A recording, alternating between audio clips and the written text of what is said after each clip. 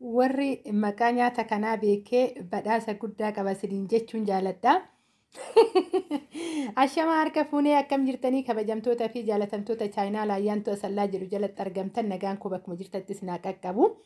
Egaa ka viidiyoo kana like share gochuu hin dagatina. Akkuma beekamu chaayinaala kanarratti wantoota adda addaa tan hojjechaatu jira.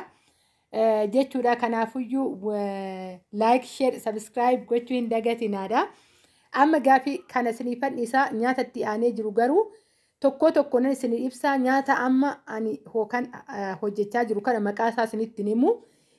Isinumti ilaalatii koomentii jalatti naa barreessaa. Viidiyootti aanu isa bichaa kophaatti hojjechaa jalqaba haga dhumaa viidiyootti aanu isinii qabadheetoo dhufa jechuudha. Garuu amma isarraan kan aanetoo jiru tokkoon akkaataa hojii jalqaba haga dhumaa hojjedhee jira. Isa immoo isiniifan ibsa jechuudha. Kana kanumarratti dhaabeetoo jira. Viidiyootti aanutti qabadheetan isinii dhufa jechuudha. Kanaafuyyuu obsaan haga dhumaa dhaggeeffadhaa kan itti aanu barumsa akkuma waadaa tanaan dura isinii galee biyya kiyyatti galee akkaataa isaa hojii isinitti argisiisa jedheetoo dubbadhe. Viidiyoodhaan kun isinii qabadheetoo dhufe jechuudha. Egaa ka beektan gizee biyya galtanii akka laayyetti fira gaafachuutu jira. Bakka wanti hunduu ni jira biyya keenya niitoorkiin illee baay'ee rakkisaadha akka argame wanta hunda dafanii nama biraan ga'uun baay'ee rakkisaadha. Egaa ka nyaata kan asumarrattan isinii dhiisa isiniin jedhee jira garuu isin laalaa xiinxalaa laalati nyaanni kun maal akka ta'e adda baafadhaa isinumti naa barreessa.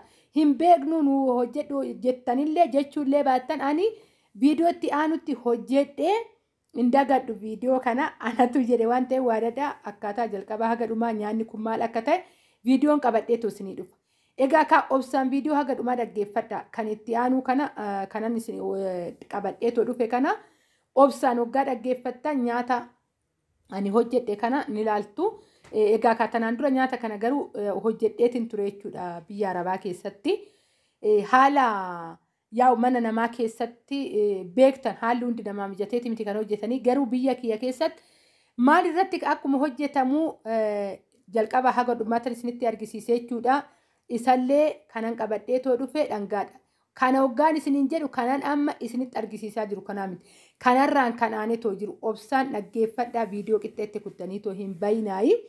Barumsaadha lakki immoo kanaa sirrumaa naannoo keenyatti illee akkanatti hojjetamaa lakki immoo naannoo keenyatti kan hojjetamu kan jedhullee muuxannoo fi hubannoo walirraa barachaatoo deemne jechuudha. Egaa akka naannoo kootitti irratti kan hojjetamu asirraan itti aansetoo qabadhee dhufe. Egaa ka kunooti biyya kiyyatti galee akkuma beekamu egaa ka nyaata kana dhangaa hojjechuufanii tanaan dura daakuu furnoo kan duqeetii jedhamurraa achitti hojjedheetoo isinitti argisiisee biyyatti hoggaan galee kanuma isaatirraa hojjedheen isinitti argisiisa jedheetiin ture akkasuma kunu akkuma waadaa gale qabadhee dhufee jira har'a dhangaa hojjechuudha jechuudha. Dhangaa achi yoo ijoolleen tanaan dura na hordoftan gizee ilaaltan xiqqoo na jalaa jajjabaateilleedha baay'ee naaf sukkuumamuu didee. Deebisii hojii namaatillee yerootti fudhatteellee sukkumuun baay'ee rakkisaa ta'eef jechuudha. Har'a jalqabaa haga dhumaa dhangaa biyya keessatti akkamitti akka hojjetamu daakuun isaatillee jechuudha. Kanuma isaa ta'u kophaatti daasisneetoo irra egaa ka xeefii gurraacha irraa baay'inaan kan hojjetanii xeefii gurraacha qopheessine kanuma dhangaadhaa ta'uun qopheessee jechuudha. Wantoota baay'ee walitti dabaleetoo firfir jedha waggaa hojjetanii. Kanaafuyyuu walumaan ilaalla jechuudha. Haga dhumaa anuma faana tura viidiyoo kana. Ni jaalattan jedheen abdii qaba dhugaa. Akkamittan eelee shaklaatirratti akkamitti akka ho'isee erga sukkumee raawwadhe bishaan fuudhayyuu naante maalinni achitti gizeen kan daakuu gizeen bukeessu daakuu furnoo gizeen bukeessu xiqqishuu ishiitti qicee tanan asitti garuu bishaan kun baay'een itti dabalachaa jira jechuudha. Waggaa sukkumanuu bishaan baay'ee fuudha. Egaa ka wakkatti ilaaltan xiqqaa fakkaataa garuu daakuu tirii tokko tan qopheeffadhe jechuudha. Kana erguunudha godhon ta'e maatuma wajjin mana keessatti fayyadamuufin mee nan ayyaani dhufaa jira faasigaan dhufaa jira jechuudha. Egaa ka ciini adda addaa ni jira. Mee kan biyya keenyaa dagadhee jedhee tanan yaala ijoolleen baay'een immoo amma tsoomaa jechuu dandeessanii akkamitti tsooman kana hojjettaa jechuu ni dandeessanii. Egaa ka ani hin tsoomu warri tsoomtan ijaa qalbiirraa na hambisaayi isiniin jechuun jaaladha. Ejaan hin tsoomne fin kana hojjedhe faasigaan immoo dhufeera akkuma waliigalaatitti ciini ni jira mana seenni ni jira akka biyya keenyatti jechuudha. Shamara heerumtee dhadha dibaa jira waan akkasii kana isa saniif mee dagadhe moo kan biyya kiyyaa kan jedhu yaalufanii kunooti. Eelee lafaatidha jechuudha kan irratti tolfachaa too jirru. Jechuudha kunooti isarratti ho'isaa too jira. Warroonni biyya galtanii elektiriikiin akka laayyeetti hin argamu dhugaan isin jedha biyya keenyatti. Chaarjariidhaa yeroo dhabdutu iyyuu jira. Akka achi teenyee haasofnu miti isin jechuufan obboleewwan koo. Yoo garuu milijjaa kee ta'e yeroo barbaaddee luqqistee totti hojjetatta jechuudha. Eelee irratti akaa'aa jira. Quraaniin jechuudha. Eelee ho'ituu irratti akaa'aa jira akkuma argaa jirtan kana. Akaa'ee tolchee walumatti deebina kanaan amma wanna tokko jajjabaa tokko hin qabu. Jajjabaa kun takka isinitti mul'atu tanallee ganaan keessaa guuree xixiqqoo godhee too bareecha jechuudha. Eeleen akkamitti akka bareechu dhugaa. Anachitti sigaa maxbashaa yookaan immoo iyyuu isa maal jedhaniin iyyuu afaan dagachuun edaa afaan isaaniitiin isarratti isa inni dafee lablab godha. Garuu eeleen kun shaglaadha waan ta'eef suuta laal ibidduu iyyuu jalan jiru eelee ho'ituu irratti wanni godhaatoo jira jechuudha. Akaatoo jira suutuma seena akkatti inni magaala'ee too bareedu haga dhumaa wajjin laalla. Qarqara hoo argaatu jiraattan kunoo ho'eetu iyyuu tole jechuudha. Egaa kana fakkaataa akaayee bareechita walitti deebi'aa filiis na jajjabee surraa xiqqoo laaftanii jirtanii maal akka ta'een beeku ijoollee isiniin ala maal qabna. Biyya keessa ni beektu niitoorkii dhugaa viidiyoon guyyaa meeqatti gadi bu'aa kanaafuyyuu jajjabina keessanillee ni barbaada. Narraa hin fagaatina isiniin jechuun jaaladha. Yaada keessanillee waggaa qabaattanii koomentii jalatti na barreessaa ijoolleen baay'eenillee mana hin qorrisiisinii naan jechaatoo jirtanii. Egaa ka abshirii mana hin qorrisiisuu xiqqoo haaluma tokko tuyyuu akka laayyeetti namaaf mijatuuf malee karoora koo itti karoorfadhee duubatti hin deebi'u jechuudha. Manni koollee akka ho'u abdii guutuun qaba. Kanaafuyyuu erguuyyuu naqinaa viidiyoo kana haga dhumaa dhaggeeffadhaa. Kun olaal magaalaatuma deemaa jira. Ammuma garagarshitu hin gubatu waan tokko hin ta'u. Eeleen ho'ituudha malee sirriitti eelee gaaltee miti suuta bilcheechaa deemte jechuudha. Duratti adiidha. Amma magaalaa deemaa jira. Kanaafan biyya keenyatti kan hojjetamu baay'ee addaa.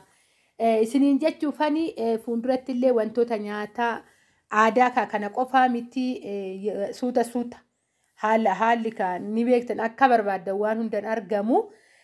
Kanaafuyyuu suuta jedhee tananii amma saawwan illee manatti elmamu ejaa ta'ee fi suuta dhadhaa sunillee gaafa tokko dhadhaas wajjin raasna dhuftanii na gargaartu. Walumaan hojjenna jechuudha nyaata aadaa suutan wantoota adda addaa meeshaalee aadaa adda addaa mana keessatti akkamiin akka qopheessinu waan hundaayyuu suuta ittiin boontan jedhee tan yaada fuulduratti jechuudha. Har'aa fi malee wantoonni hunduu egaa yeruma tokkotti naafaa mijatu jechuun baay'ee rakkisaadha ergaan garee.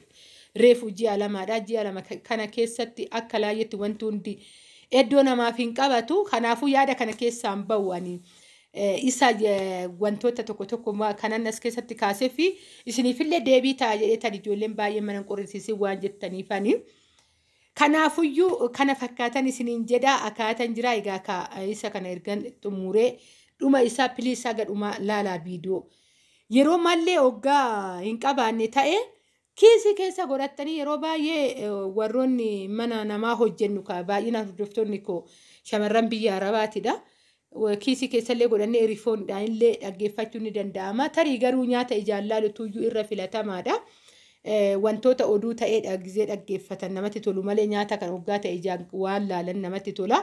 Haga isinii danda'ameen garuu viidiyoo kana haga dhumaa dhaggeeffadhaa yaada keessan naa barreessaa.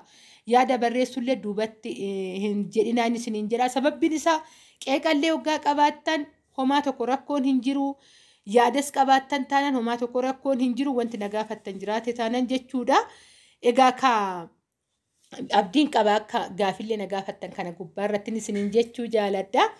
Egaa kunooti akaayee bareechee magaalessee kunoo kana fakkaata beekatiifan kaameraatti butee jechuudha. Akka sirriitti isinitti mul'atu. Tanaan dura kan qamadii sun addaatee tanaan dura biyya Arabaatti kanan hojjedhe jechuudha. Ni addaata. Amma mooyyuu kana isin kaameraa sirriitti butee akka laadhe akkamitti akka bareedee. Eeleen biddeenii shooka shaglaan akkamitti akka bareechuudha. Kana isin akka laaltan jedhee tan kaameraatti buten isiniin jedha. Sirriitti laaltanii hubattan jechuufani egaa haala kanaan ana akaayee yoggaa akaawwamu ni irraa axanxaramee itti deeffama ammas ni akaawwama itti deeffama isa san viidiyoo isinitti dheeressu jedhee tanan gabaabsuudha jedhee tan erguma tokko akaayee qabadhee too isinitti dhufee jechuudha. Egaa kunooti akaayee ergan bareecheen booda kunooti laal akka qaqallaa wayiiti sirritti sukkuumee qaqallisee waan ta'eef bareeda akkanaa kana bahee jechuudha. Walumaa galatti kana fakkaata. Dhangaadhanis niin jedha tanaan dura biyya alaatitti hojjettee toora biyya hoggaan galeenan hojjedha akkuman jedhe san turullee waadaa eegee dhufeetoo jira ammallee kanan wantoota adda addaa waan aadaa nan hojjedha kanan jedhe tutturullee jidduudhaan nan hojjedhan isiniin jedha sirritti dhadhaa quufee jira dhugaa sirritti dhadhaa quufee jira harka kiyyaan tuttuqu kootiif immoo ijaaf qalbiirra naan bisaa erguun hin deemu faamiluma wajjin manatti nyaanna kanaafani dhadhaa sirritti qaba. Dhadhaa isa keessatti namni akka laaltaniifan harka kiyyarratti laal bishaaf fakkaata jechuudha. Kanaafan ergi tokko nu hin deemnu kanatti ammaan kadhaan sukkuumne harka kiyyaanas sukkuume. Egaa kaamooyyuu faamiliillee hoggaa ta'e maamaan kadhaan illee hojjetin hoggaa jettan ta'e dhadhaan akkasinitti mul'atu jedhee tanan. Anamma as keessatti wantoota nammeetoo jiru akkasin laaltaniifan malee wanta biraatiif miti isiniin jedha haala kanaan hojjedhee ergan haala kanaan hojjedheen booda meeshaa isaa jettan naqaa. Meeshaa isaatitti naqee kunoomaan ta'u kan inni taa'aa guyyoota baay'ee akkuma beektan keessattuyyuu ishii buqqee xixiqqoo sanitti ijoolleen beektan hoggaa jiraatan hoggaa naqan baay'ee tura.